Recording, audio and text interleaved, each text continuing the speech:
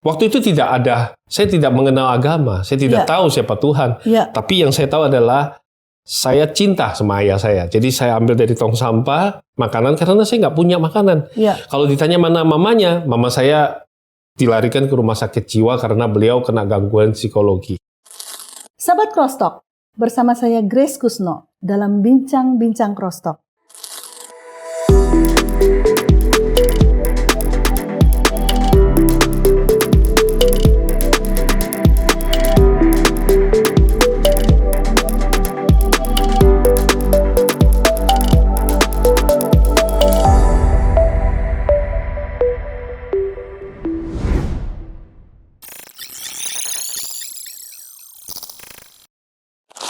Mengenai kesaksian anak-anak Tuhan yang mungkin masa lalunya memiliki keadaan yang begitu pahit dalam kehidupan mereka. Bagaimana mereka mengenal Tuhan dan bagaimana Tuhan berjalan bersama dengan mereka dan tidak pernah meninggalkan mereka dalam menghadapi setiap tantangannya. Pada kesempatan kali ini kita kedatangan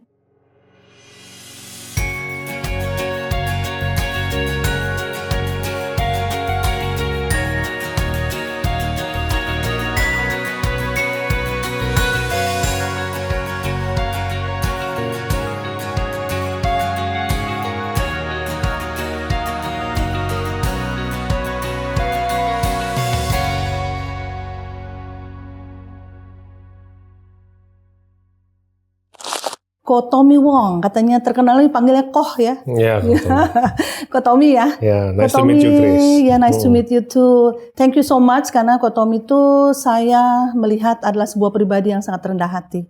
Waktu saya, sahabat Crosstalk, mau mengkontak Ko Tommy, saya lihat di YouTube-nya, ya ampun Ko, bererotan, udah diundang sana sini begitu ya. Saya lagi berpikir, wow. Apalagi yang mau saya sampaikan kepada sahabat Crosstalk yang bisa menjadi sumber inspirasi atau sebuah kekuatan dari sisi yang mungkin belum pernah dibahas sebelumnya oleh Ko Tommy. Gitu ya Ko ya? Iya. Pasti ada ternyata ya?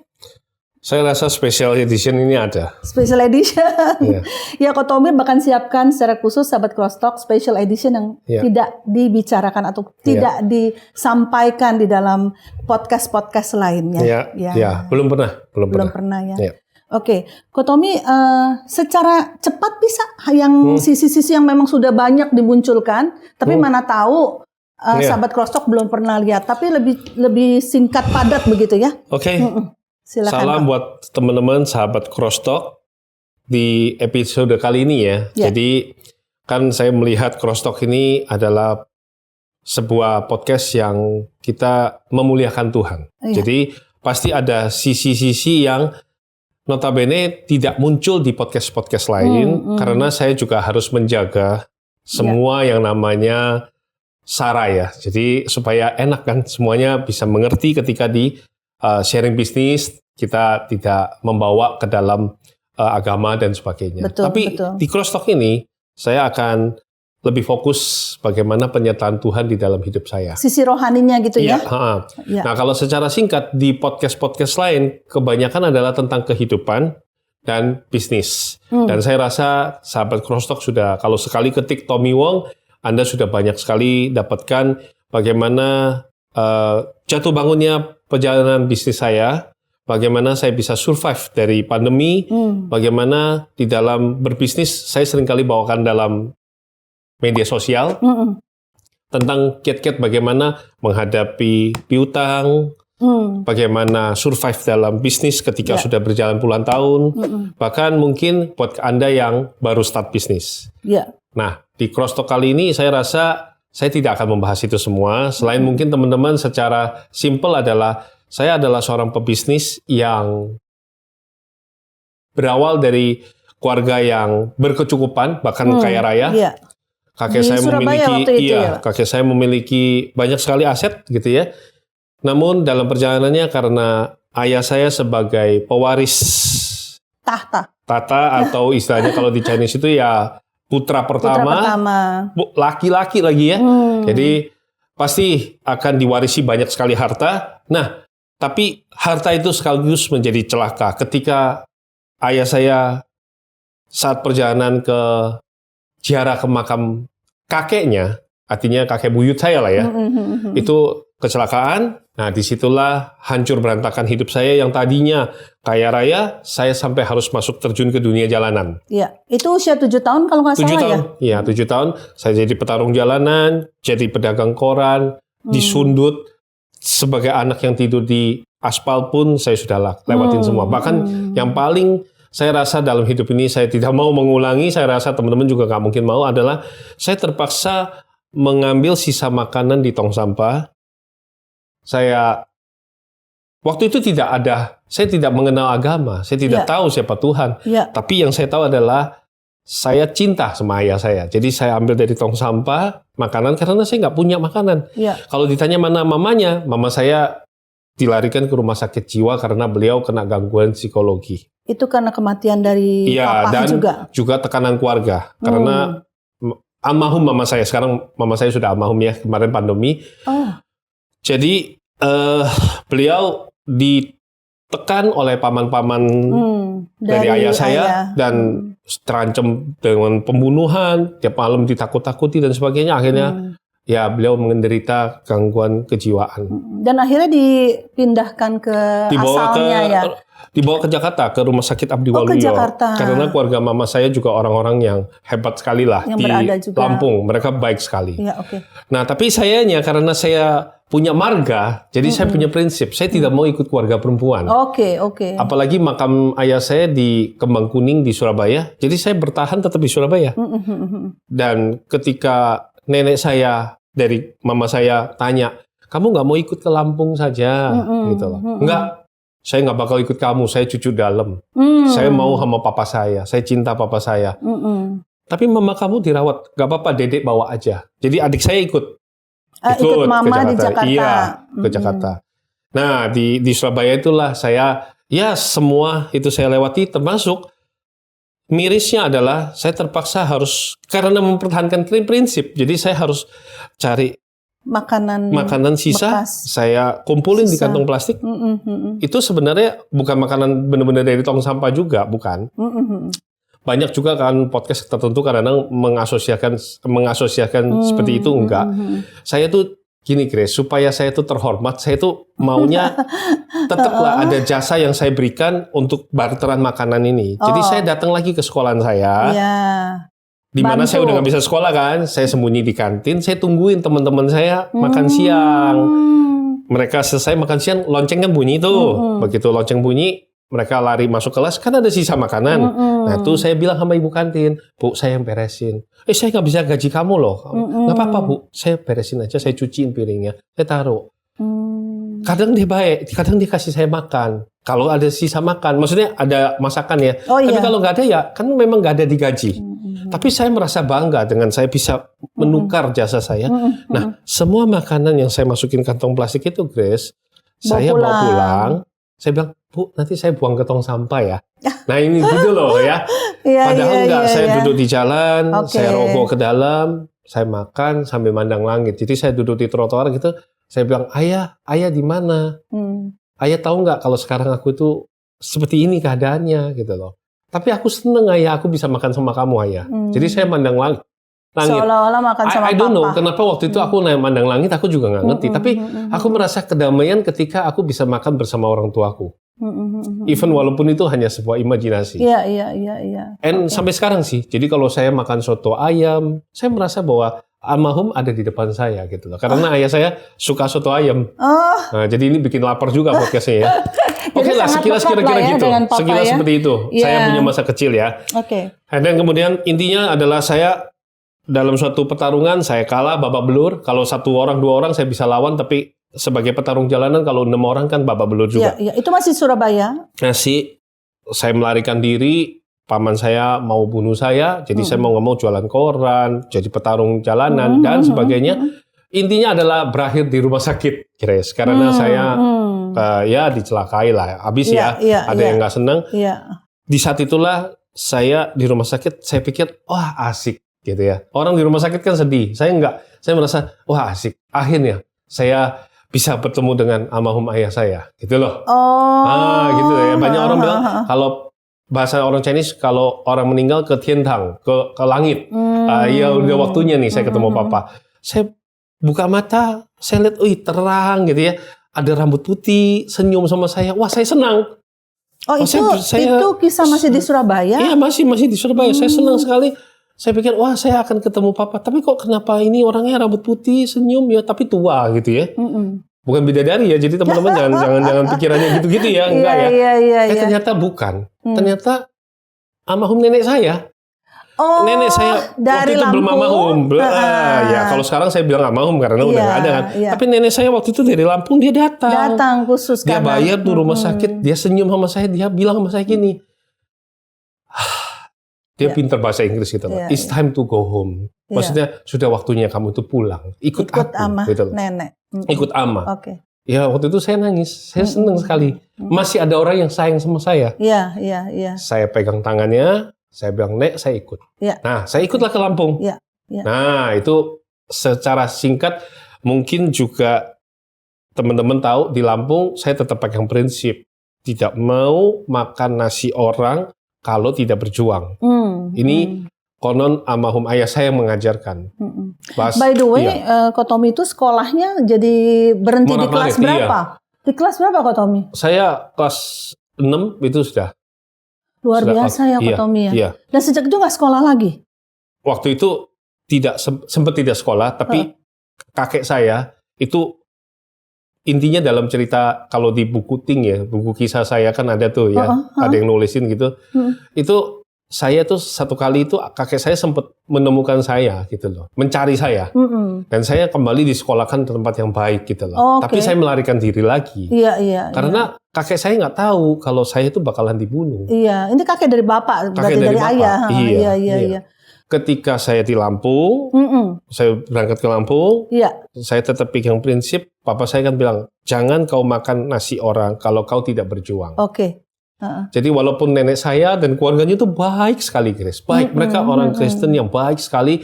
Kita berdoa sebelum makan dan ada aturannya semua. Saya makan dengan baik, tapi saya malam hari itu tetap ada keinginan untuk kalau saya bisa berjuang sendiri, kenapa saya harus bergantung? Mau cari duit lah. Iya, mau cari duit gitu loh. Buat saya susah kalau jadi orang miskin itu susah.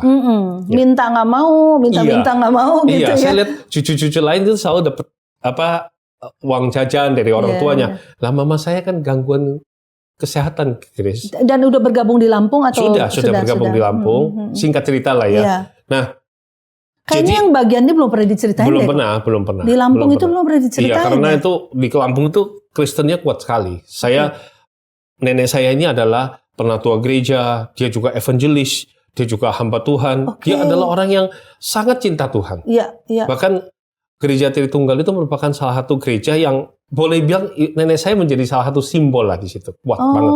Penatua yang kuat. Atau maybe ya. Engkong saya juga begitu. Tapi saya kan nggak punya agama. Nah, saya di sana, saya berjuang, jual koran. Kembali, saya dengan uang yang ada, saya jualan lagi di pasar malam. Dan saya selalu pulang malam. Kakek saya kecewa sama saya. Dia anggap saya kayak anak jalanan yang nggak ada gunanya. Kakek saya didik saya bagus sekali. Pagi hari periksa oli mobil, kan keluarga kami di Lampung itu orang mebel yang terkenal lah. Gitu. Suruh saya bertugas untuk periksa oli mobil, kan mobilnya banyak sekali gitu ya. Kemudian malam tutup toko dan sebagainya. Tapi kayak menjelang malam saya kabur kemana? Kakek saya tuh kayak nggak seneng lah. Orang kalau di sana kan mereka punya keteraturan hidup. Malam ya harus sudah pulang gitu. Kumpul keluarga lah. Kumpul keluarga. Nah, saya selalu lari. Saya jualan dan sebagainya. Singkat cerita lah, Grace. Di Lampung, it's a very good family. Tapi di situ saya mendapatkan pemahaman pertama dasar tentang mengenal Tuhan. Lewat apa? Lewat almarhum nenek saya yang ketika kakek saya marah sama saya, ibu saya pukul saya karena kan kecewa. Saya itu sering kali dengan saudara sepupu tidak akur. Jadi Ko Tommy itu bukan cuman jualan koran di malam hari itu, nggak cerita sama mama ataupun kakek nenek kalau Ko Tommy itu jualan. Tapi almarhum mama saya tahu. Tahu ya. Nenek saya tahu. Oh, jadi mereka berpikir kok Tommy ini pergaulan yang buruk nih, tiap malam keluar gitu ya. Iya. Dan itu prinsip saya karena saya kan marga Ong. Saya tidak mau ikut marga Chen. Gitu. Prinsip yang terlalu Chinese lah. Iya. Itu. Jadi kayak punya satu prinsip dari kecil itu pemahamannya sudah ditanam seperti itu. Makanya anak kecil itu hati-hati banget. Apa yang kamu tanam itu mereka menjadi semai benih di dalam gitu loh. Jadi saya kayak aku nggak mau makan dari kalian. Aku bisa cari uang sendiri. Jadi keluarga ayah tuh memang dari dulunya tidak memiliki agama apapun, tapi lebih kepada filosofi. Iya, mereka buat saya sih mereka punya agama juga percuma lah. Mereka menurut saya boleh katakan sangat-sangat tidak berkemanusiaan menyiksa ibu saya seperti itu. Gitu. Jadi saya punya rumus yang sangat mendalam tentang dendam gitu. Dan itulah menjadi kesulitan ketika saya ke Lampung. Nenek saya bilang, ayo coba kamu baca Alkitab, dikasih Alkitab. Satu buku tebal. Karena nggak tahu nih, masih belum mengerti. Katanya. Supaya kamu ini nggak temperamental. Saya suka sekali berantem, guys. Saya cepet temperamen, saya marah sekali orangnya, cepet sekali. Nenek saya bilang, kamu baca buku ini. Saya lihat gitu ya. Saya bilang, ini apa gitu loh. Buat apa ini? Kamu baca ini. Dia buka pasalnya tentang apa Tuhan Yesus itu mengajarkan tampar pipi kanan, berikan pipi kiri. Saya bilang, nenek, yang benar aja. Ama, saya panggil Ama, ini nggak bisa dipakai di dunia saya. Kalau di dunia saya, mata ganti mata, gigi ganti gigi. Orang berani tampar saya, giginya pasti lepas. Saya pastikan Ama. Dari kecil saya kalau di sekolah ada yang hina mama saya, giginya pasti lepas. Dan itu benar, saya berapa kali di sekolahan seperti itu. Jadi prinsip mengasihi ini gak ada di rumah saya. Benar-benar gaya preman ya, kok Tommy ya. Nggak bisa ini sedikit langsung hajar gitu ya. Tapi kalau Grace mau katakan, apa yang tidak terbentuk Grace? Saya anak yang betul-betul cinta orang tua. Saya sayang sama papa saya. Saya tidak dididik papa saya sedemikian jahatnya, kasarnya. Tapi ketika ayah saya meninggal, saya lihat mama saya dikatai pelacur, mama saya disiksa. Itu membuat saya kehilangan kasih, Grace. Iya, trauma banget. I don't know ya. what the love is. I just know the principle. Gitu loh, prinsipal sebagai seorang laki-laki aja. You pukul saya harus memastikan kamu kalau bisa mati saja. Gitu loh. Jangan kasih pukul saya lagi dong. Iya. Jadi itu yang saya lakukan. Oke. Clear banget lah. Jadi gitu. ke Lampung pun dibawa semua itu karakter semua lah ya. Itu karakter itu walaupun sudah tinggal di kekecewaan. antara sepupu dan keluarga yang cinta Tuhan apapun tetap sama. Jadi kalau mereka baik sama saya selalu curiga. Apa behind this? Apa yang kalian sembunyikan dari saya? Iya. Karena buat saya nggak ada orang yang baik. Gitu. So, dan ketika saya ketahuan keluar malam, suatu saat saya dikurung sama kakek saya di gudang. Hukuman. Gudang tempatnya kasur-kasur disimpan. Kan jualan kasur. Dalam hati saya, ya saya kecewa. Karena kakek saya nggak tahu apa yang terjadi. Itu sepupu saya menghina mama saya. Bilang mama saya pulang ke Lampung ini numpang makan. Jadi saya pukul dan giginya lepas. Gitu loh ya. Tapi sebenarnya nggak seperti itulah, Grace. Mungkin cuma berdarah aja, tapi pembantu bilang, wah gigi lepas dan sebagainya. Jadi drama ya, akhirnya saya ditampar sama mama saya. Oh, mama saya. Kan kakek saya panggil, ini anakmu nih, nakal nih. Tampar lah. Saya merasa malu sekali. Saya bilang, Mama, saya bela mati-matian kamu. Kita ini nggak ada harga diri loh di depan orang. Saya bela kamu mati-matian. Kamu tampar saya sakit hati sekali, guys. Orang yang saya paling bela, saya cinta, di sekolahan saya dipukul orang, dihina orang, saya nggak apa-apa. Tapi kenapa orang yang saya paling cinta justru tampar saya? Not make sense gitu. Belum lagi kakek saya yang saya anggap, oh you wise gitu ya. How come you nggak dengerin dulu ceritanya dari Iya, kenapa hanya ini si kesayangan? Oh, saya tahu. Saya kalau di Surabaya cucu dalam. Saya kalau di Lampung cucu luar. Jadi saya bantah. Saya bilang gini, kakek, aku tahu kamu hari ini tidak adil. Kenapa? Karena aku cucu luar dan itu bukan cucu dalam, jadi kau begitu sama aku. Detik itu kakek saya marah sekali sama saya. Dia kasih tahu mama saya, lu hajar anak ini. Kalau lu nggak hajar, gua yang hajar gitu loh. Mama saya tampar mulut saya. Saya dikurung di dalam gudang itu. Nggak apa-apa, it's okay. Saya malah pengen lari lagi. Tapi saya malam hari itu begini, Chris. Jadi ini tentang pengenalan Tuhan lah ya. Di sini lagi mulai. Malam hari ada ketukan di gudang, pintu gudang itu. Tok tok tok gitu. Tempatnya kok Tommy lagi di itulah di mana saya sedih, saya kecewa. Saya buka. Gitu ya. Saya buka. Awal-awal saya nggak buka langsung, lama, tapi tetap dia tok tok. Itu ibarat kayak kadang-kadang Tuhan itu mengetok hati kita, cuman kita nggak mau dengar, gitu ya kan ya. Ternyata nenek saya yang ketok. Dia ketok dan dia bawa satu tampa seperti kayak di restoran punya tampa itu ya. Isinya itu adalah ayam, tim ayam, nasi putih, minumannya alang-alang. Dia bawa kasih saya. Itu kasih, Chris. Buat saya itu kasih. Orang Kristen kalau mau bicara kasih, nggak usah ngomong ayat dulu lah. Bicarakan dulu kasihmu terhadap orang lain itu kayak apa? Perbuatan. Buat saya, tunjukkan begitu. Perbuatan. Yes. Loh, kok Tommy selama di Lampung, itu udah berapa lama di Lampung tuh? Ada berapa tahun? 3 tahun. SMP saya, SMP, SMA saya, berarti total 5 tahun lah. SMP saya transisi, saya ke Lampung. Oke. Nah, selama 5 tahun itu, sebelum kejadian dengan nenek yang ngetok-ngetok pintu itu, sudah diajak ke gereja gak? Sudah diajak tiap minggu ke gereja? Udah. Gak mau saya. Ngapain? Malam minggu itu malam yang enak untuk dagang. Hari Minggu? Gak mau saya. Gak mau. Oh, tapi diajak cuma tapi gak mau. Tapi ya saya, ya udah kadang-kadang perginya arah-arahan aja. Ngapain? Nyanyi-nyanyi. Waktu itu dalam hati saya malah, maaf buat teman-teman yang Kristiani, saya bilang pakai banci aja laki-laki nyanyi-nyanyi tepuk tangan kayak gitu. Iya kan? Oke. Orang laki-laki itu dagang, kerja, berantem dan sebagainya, manly lah gitu. Jadi belum pernah dia dengar banyak khotbah-khotbah tentang harus berlaku baik dan sebagainya, belum. Cuma melihat contoh dari orang-orang aja, khususnya ama ini. Ada, but ngapain? Belum tersentuh lah. Buat saya kan, itu yang di mimbar kan, kamu nggak pernah dihajar orang. Oke. Iya. Oke. Buat kamu yang semua nyanyi, cuma belum tentu kamu pernah menghadapi tantangan, maling, pencuri, dan sebagainya. Lah kan saya hidup di jalanan, saya udah biasa ketemu orang. Gitu.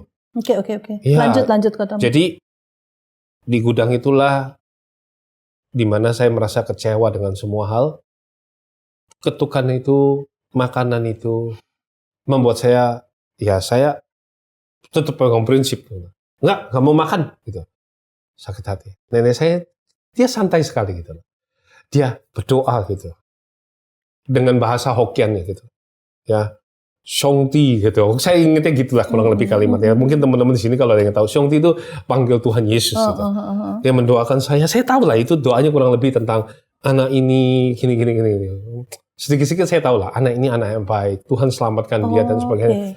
Batu itu keras, Chris. Tapi kalau titik air itu terus-menerus netes, itu batu akan pecah, Chris. Demikian juga hati saya. Saya dari nggak mau makan, nenek kan saya juga lapar ya. Tapi saya lihat nenek saya duduk di situ, tidak mau keluar gitu ya. Saya bilang, Nek, kamu baliklah ke kakek saya. Jangan baliklah ke kakek. Jangan di sini gitu loh. Nanti kamu dicariin. Enggak, kamu makan dulu. Ya sudahlah, saya makan kan gitu. Tapi dalam hati saya sebenarnya cemas. Nanti nenek dicariin gara-gara saya. Saya sayang lama-lama. Saya jadi sayang sama nenek saya ini gitu loh. Karena kan nggak ada yang peduli. Mama saya bukan nggak sayang saya, tapi kan dia ada sakit. Jadi perhatian nenek bukan cuma saat itu dong. Kok Tommy selama 5 tahun selalu begitu ya? Selalu menabur kebaikan. Selalu. Ngurusin makanan. Dan sebenarnya banyak hal yang sudah dia lakukan dalam hidup saya. Tapi maksud saya, at that moment, itu life-changing momennya saya. Saya mengenal Tuhan di situ. Jadi, saya waktu yang ditampar kakek itu, saya nggak pernah lupa memori ini. Saya kan marah sekali. Saya jadi kalau dikurung situ udah bolak-balik gitu loh, Cires. Nanti kurung seminggu, nanti keluar gitu. Ada hukumannya gitu loh. Tapi kakek itu juga nggak lama-lama lah gitu. Baik kok mereka itu. Saya justru malah berterima kasih sama keluarga di Lampung. Tapi nenek saya ini, dia tuh kayak pelan-pelan menginjili saya gitu loh. Dia kasih saya Alkitab, saya buang. Apa ini? Enggak, ini lagi. Udah tebel, gak jelas semua. Saya baca dari Kejadian. Yes, tambah saya apa gitu ya kan, ya ini buang waktu buat saya. Tapi apa yang dilakukan nenek saya itu yang membuat hati saya mau terbuka menerima Tuhan. Jadi waktu itu yang selesai ditampar itu, orang kan semua benci saya karena sepupu saya drama, seakan-akan saya lah penjahatnya gitu. Tapi nenek saya, dia ketok malam itu, dia masuk. Saya lagi gini gitu, saya lagi nangis marah gitu kerja. Dia tepuk tangan saya. Saya bilang, pergi, nggak usah. Semua salahin saya, tidak ada yang mau saya. Saya ini anak cucu luar, gak ada gunanya di sini. Enggak, nenek nggak ngomong itu katanya gitu. Terus mau ngapain di sini? Gitu. Aku nggak mau makan gitu ya kan. Enggak, aku cuma mau nanya. Tadi berantem menang nggak? Wow, Grace. Saya sebenarnya kalau sekarang ngomong saya bisa nangis. Tetapi waktu itu saya dari yang nangis marah, saya jadi di sini nangis. Saya lihat ke arah nenek saya. Thanks God. Aku akhirnya ngerti apa itu cinta. Cinta itu adalah orang yang tetap mengasihi kamu, sekalipun kamu dicap orang lain kamu tidak baik. Jadi kita itu mau baiknya kayak apa, itu percuma depan orang yang nggak cinta kita. Percuma teman-teman pencitraan media sosial, mau kelihatan baik, percuma di depan orang-orang kamu buang waktu untuk orang-orang yang nggak mencintai kamu. Tapi percayalah, orang yang mencintai kamu, mengasihi kamu, seburuk apapun perkataan dunia tentang dirimu, dia tetap akan setia mendampingi kamu. Dia tetap setia mensupport kamu. Nah itu cinta. Dan menurut saya, cinta ini cuma saya dapatkan di dalam nenek saya. Which is adalah reflection of Jesus love ya, yang tanpa pamrih, tanpa tanpa alasan dia memang mengasihi kita seberapa buruknya kita pun. Di kemudian hari saya tahu Zakheus, saya jadi baca, saya tahu nenek saya mengasihi. Maksudnya belajar ini tentang bagaimana Tuhan mengasihi. Dia sudah tahu bakalan dikhianati, tapi dia tetap memberikan Yudas Iskariot untuk mencium dia. Dia tetap meyakinkan Thomas yang walaupun menganggap dia seperti penipu, dia tetap sayang sama pemungut cukai, dan dia sayang sama si perempuan pelacur itu. Betul. Dia tidak ikut menghakimi. Betul. At that moment, if my life-changing moment, saya mulai mau baca Alkitab. Saya mulai mau baca kitab. Dan salah satu kitab yang berkesan buat saya adalah kitab Ayub. Karena menurut saya kitab itu, Ayub tidak salah apa-apa, tapi Tuhan mengizinkan semua hal itu terjadi. Tapi bagaimana cara Tuhan memulihkan, itu menjadi rahasia Tuhan. Gitu. Jadi Tom itu seperti bertemu dengan Tuhan Yesus secara pribadi justru karena perbuatan momen nenek pada malam itu secara spesifik ya. Iya, saya yakin orang ini pasti punya sesuatu yang saya nggak punya. How come I so rude? Aku begitu keras, kasar, tapi dia bisa melihat kebaikan di dalam diri saya. Pertanyaannya cuma satu. Gimana tadi berantemnya? Menang nggak? Lu harus pukul orang yang menghina mama lu harus pukul. Pukul yang kenceng, jangan pukulnya setengah-setengah. Menang nggak? Menang, Nek. Menang. Padahal itu cucu dia juga. Tapi dia tidak permasalahkan. Siapa yang menghina orang tua, boleh. Kau hajar itu. Wah, buat saya, ini keren neneknya. Ini baru nenek saya. Jadi lebih kepada penerimaan ya, Kotomi ya. Diterima. Diterima ya kan. Ketika sudah perbuatanmu itu diterima sama orang yang kamu injili atau yang kamu kasih kabar sukacita tentang Tuhan Yesus, maka percaya, itu akan lebih masuk daripada sekedar kamu bilang, kamu udah tahu hari kematian, kamu tahu surga ada di mana, kamu tahu Tuhan Yesus adalah juru selamat. Terus terang aja, manusia tidak peduli itu semua. Buat mereka adalah how you make them feel. Apa yang kamu lakukan yang memberikan mereka perasaan bahwa mereka punya satu gambaran yang baik tentang dirimu.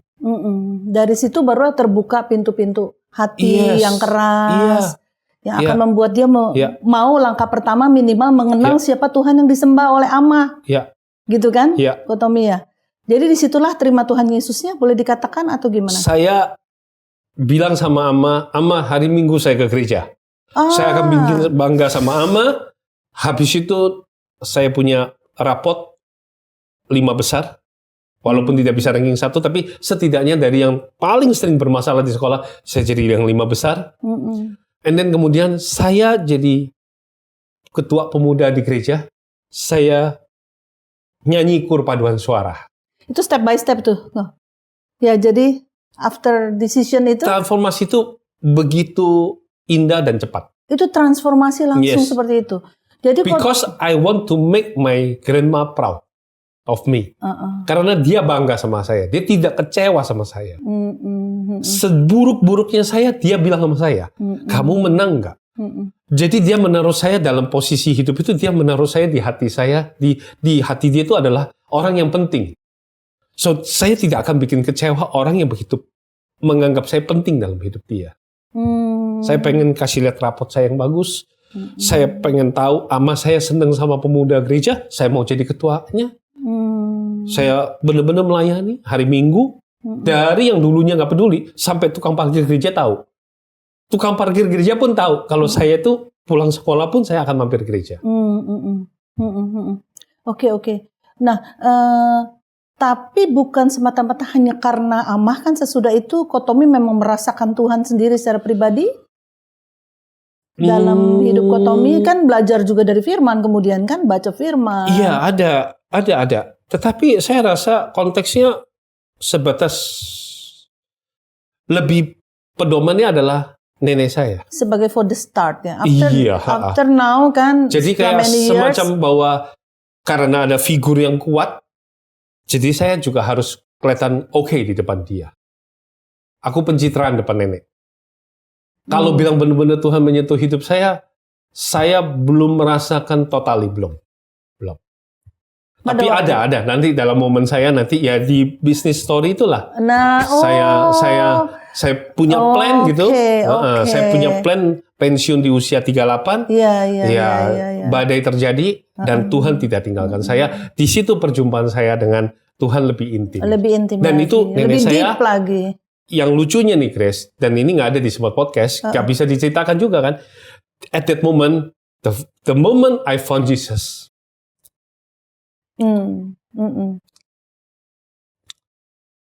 is the moment she passed away. Nenek. Oke. Ya jadi ya the moment aku feel Yesus ada di dalam hidupku, itulah momen dia nggak ada. Nenek saya stroke. Ya. Tapi sebelum dia stroke, saya sudah bikin bangga dia. Apapun makanan yang dia mau, saya bisa belikan. Saya udah berkelimpahan. Dan dia selalu bangga gitu sama saya. Dia ledekin saya, dia bilang, apa gue bilang? Ya, ini ngomongnya bahasanya kayak bahasa Hokkien itu kayak anak nakal, anak setan macam kau ini, aku sudah yakin Tuhan punya rencana indah dalam hidupmu. Kamulah yang paling sayang mamamu. Dan benar, memang adik saya kan ke Amerika, mama saya ikut saya. Padahal mama saya dulu paling sering bilang depan nenek, aku kecewa punya anak satu ini. Anak berandalan, bikin marah papa mama, maaf ya. Mama saya minta maaf sama mereka. Tapi nenek saya selalu kuatin dia. Dia bilang, kamu nggak boleh begitu. Kamu punya 2 anak. Yang memang satu adik saya ini pintar sekali. Dia di Amerika sekarang jadi profesor, ngajar. Yang kamu tidak sangka, yang kamu bilang ini bajingan, anak setan dan sebagainya. Kamu kelak nanti hidupnya sama dia. Dan itu benar, Grace. Mama saya hidup bersama saya dengan segala kelimpahan yang saya punya. Saya bahagiakan mama, bahagiakan nenek saya. Oke. Jadi sesungguhnya very powerful yang namanya kasih Tuhan ya. Iya, lewat ucapan dan tindakan. Lewat ucapan dan tindakan, bukan sekedar pengajaran belaka dari mulut belaka. Jadi kasih yang diungkapkan, sebenarnya firman Tuhan mengatakan kasih menutupi segala sesuatu, termasuk menutupi kelemahan. Dengan kasih itu kita bisa menerima kelemahan orang dan membuka pintu-pintu penerimaan lebih jauh. Ya, dan sesuatu yang ini luar biasa sih menurut saya ya, karena ternyata kasih itu pun sanggup, sekalipun pada waktu itu Kotomi belumlah betul-betul fall for Jesus ya. Tadi kan belum. Tapi itu saja sudah mampu mengubah seorang dengan karakter yang begitu keras, pemarah. Ya betul-betul adu jotos melulu begitu ya. Bisa berubah secara karakter, melakukan perkara yang baik hanya karena mengetahui bahwa seseorang mengasihi dia. Saya tuh sedih, Chris. Dari kecil saya nggak bikin bangga orang tua. Ayah saya nggak keburu bikin bangga. Nenek saya keburu lah ya. Tapi kan mama saya kan kecewa. Tiap kali pergi naik bajai selalu bilang saya anak setan, gak ada gunanya. Malu, sekolah gak ada hasilnya. Jadi saya pengen pulang ke mama saya itu kayak, mama saya dapat kerja gitu loh. 2017 saya jadi penerima tamu. Saya terima tamu satu persatu, padahal saya dulu bos loh. Saya bisnis kelas, saya sudah keliling mancanegara. Ibaratnya orang-orang pedagang siapa yang nggak kenal saya. Tapi di momen itu saya jadi hamba lagi. Saya jadi penerima tamu. Sahabat Crosstalk, agar kesaksian ini dapat menjadi berkat kepada lebih banyak orang, yuk like and share kesaksian ini kepada keluarga dan teman-teman lainnya. Bagi sahabat Crosstalk yang diberkati melalui kesaksian ini, mari berbagi di kolom komentar. Dan subscribe agar tidak ketinggalan kesaksian-kesaksian lainnya.